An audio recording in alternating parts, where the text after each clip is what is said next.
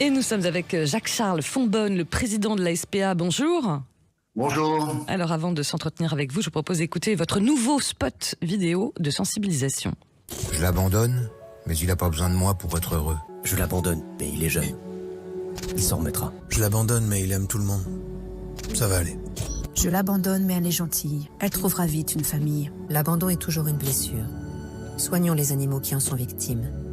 L'abandon est toujours une blessure, c'est le slogan de votre nouvelle campagne de la SPA pour sensibiliser à l'abandon. Alors on l'a bien compris, je l'abandonne mais il n'a pas besoin de moi pour être heureux, je l'abandonne mais il est jeune, il s'en remettra.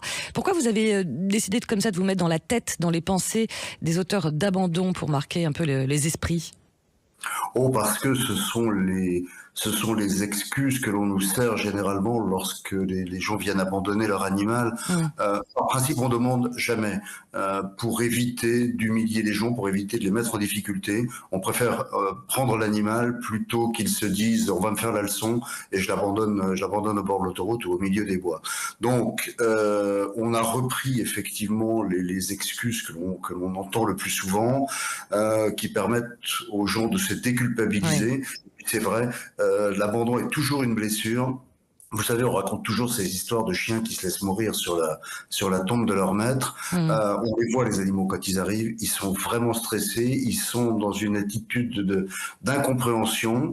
Ils ont quelques jours, toujours, pendant lesquels ils sont devant leur box. Chaque fois que quelqu'un passe, on a l'impression qu'ils se disent tiens, c'est mon maître, il revient me chercher. Ouais. Et puis ils sombrent assez rapidement au bout de quelques jours, quand finalement ils ont compris que ça allait pas se passer. Ouais. Alors, comment vous expliquez, pardon, Jacques-Charles Fonbonne, mais comment vous expliquez, vous en avez lancé des campagnes de sensibilisation. Là, ce nouveau spot est assez, choc aussi. Je crois que ce que vous me disiez, confié à hors antenne, au premier jour, plus d'1 million de vues déjà. Malgré toutes ces campagnes, comment vous expliquez ces gestes d'abandon ? Il faut peut-être rappeler qu'ils sont punis par la loi, Alors, ils sont punis par la loi. Oui. L'abandon, c'est effectivement une peine correctionnelle de 3 ans et de 60 000 € d'amende qui sont encourus. Si l'animal est abandonné avec la circonstance aggravante d'une situation dans laquelle sa vie est immédiatement en danger, c'est 4 ans et 75 000 € d'amende. Donc, ça veut dire qu'il y a inscription au casier judiciaire. Ça veut dire que vous ne pouvez plus accéder à la fonction publique, à certaines professions réglementées. Donc, c'est une infraction, même si les peines, évidemment, sont jamais appliquées au maximum du quantum, c'est quand même une infraction que le législateur a voulu extrêmement grave. Donc, pourquoi autant d'abandon ? Je suis assez optimiste, parce que il y a davantage d'animaux de compagnie. Tous les ans, il y en a davantage. On a l'impression que le chiffre de l'abandon augmente un petit peu moins vite que le nombre d'animaux de compagnie. C'est assez difficile à savoir et justement c'est une des difficultés majeures des associations qui protègent les animaux, c'est qu'en fait on ne sait pas combien d'animaux sont abandonnés. Oui, parce que beaucoup d'animaux ne sont pas identifiés, c'est ça, malgré l'obligation d'identification aussi. Ne sont pas identifiés, oui. Surtout les chats. On compte qu'à peu près 90% des chiens sont identifiés, mais seulement 10% des chats.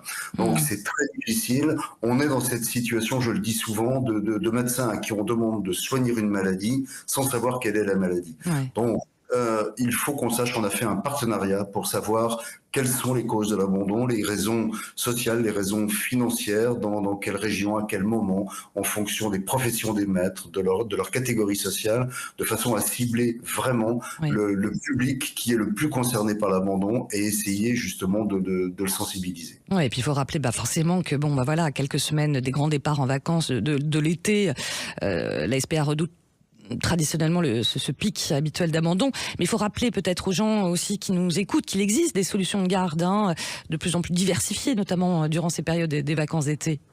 Oui, absolument.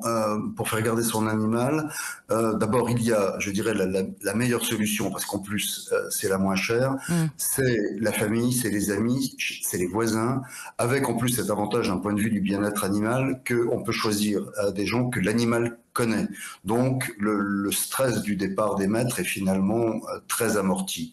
Après, si on a un petit peu d'argent, on a la possibilité d'avoir des pet sitters, par exemple, qui viennent chez vous nourrir aux animaux et puis voir si tout va bien, ou de les mettre dans des pensions. Ça réclame un maître mot qui est celui de l'anticipation. Ouais. C'est-à-dire que c'est pas au moment où on essaye de caler les valises comme un Tetris dans le coffre de la voiture qu'on se dit où on met la boîte du chat, tiens, où on met le sac de croquettes et surtout où on met le chien. Anticiper, on l'a bien compris, parce que, et pour terminer très rapidement, j'imagine que côté refuge SPA, ça tourne à plein régime, vous n'avez pas forcément de la place? Non, et c'est le problème que l'on a, c'est qu'on a déjà 7000 animaux avant le début de l'été. Donc, c'est déjà une situation qui est préoccupante. Si vous avez l'intention d'adopter un animal, venez, vous trouverez le chien, le chat, vous trouverez le nac. Vous savez, les nouveaux animaux de compagnie, un lapin, un furet, une souris, un petit rat.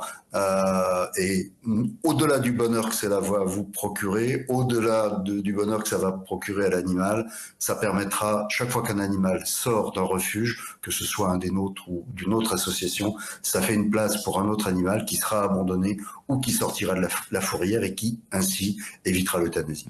Merci beaucoup, en tout cas, Jacques-Charles Fonbonne. Je rappelle que vous êtes président de la SPA. Merci beaucoup. À bientôt. C'est moi qui vous remercie.